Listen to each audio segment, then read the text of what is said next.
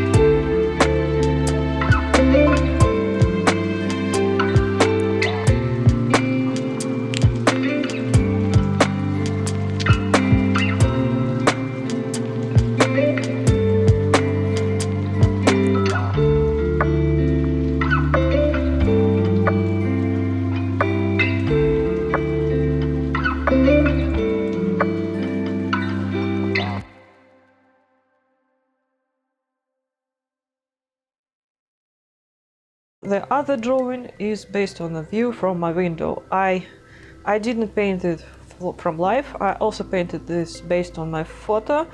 It was foggy night, late at night, and I took a photo from my window and then I decided to paint it. Here, as you can see, I did not use this method of hard edges in drawing. I was using more soft brushes, and the reason for that is because I wanted to capture the fog, and right now I don't really sure how to create fog using more hard brushes, and this is why I switched to the soft brushes. I think these brushes are much better for these purposes.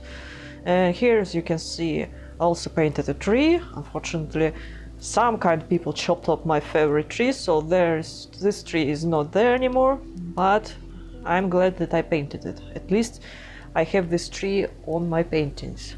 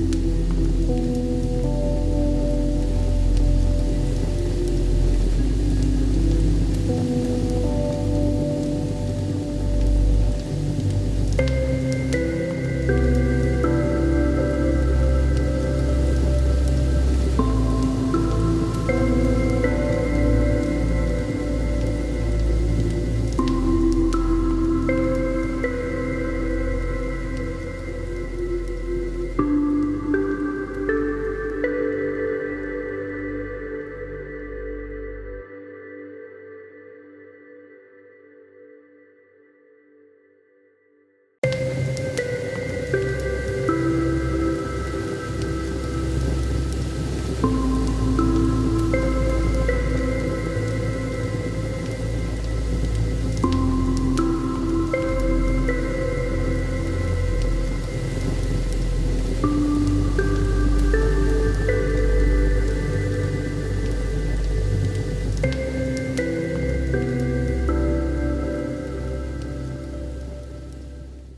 yeah, that's how I created my Photoshop drawings. Every time when I create these Photoshop drawings, I look at them and I still see imperfections. Some lines are not very clean. If you look closely on the drawing, it's muddy, and I don't mean in terms of colors, I mean in terms of brushwork. I know why this is hard for me, and by that I mean I paint quickly. I just slap paint on my canvas and I do it very quickly. And when I need to make this more precise, and when I need to work on a painting with many details, and I need to take time, and I need to make very precise drawing, it's very difficult for me because I'm very impatient. Sometimes not all paintings you can paint very quickly. Sometimes you have to take much more time and be more careful with what you draw. So, what I've been doing in recent days, I'm gonna be honest, I'm just enjoying doing nothing, because after creating this complicated sculpture, I'm a little tired from projects. I mean, no, I also paint an oil painting, but I don't know, if I would talk about this project, I probably would be spoilers for this project. Okay, there will be spoilers about this project. So I painting oil painting portrait of a woman, and I'm painting it from Genation. And my first layers were in a grisaille. I mean, in a black and white color scheme. So I was working on proportions, value structure, and composition in this drawing. And when this layer is completely dry, I started applying colors.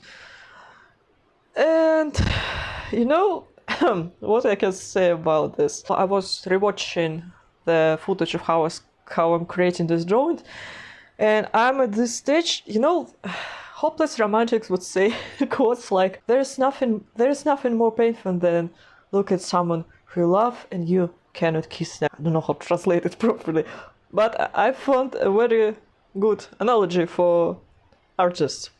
There is nothing more painful than watching the footage of how you create your painting and see how you ruin your painting with every new brush stroke.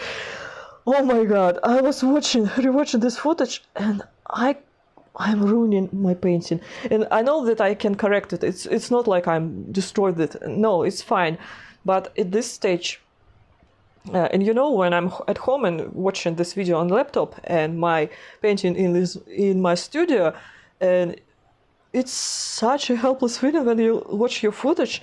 You see how you ruin your own painting, and you have this urge that I want to correct this painting, but this painting is not here, it's in the studio, and you know that you cannot go to the studio because you need to wait when the layer of oil paint would dry and you would make another layer. So yeah, this is some kind of pain.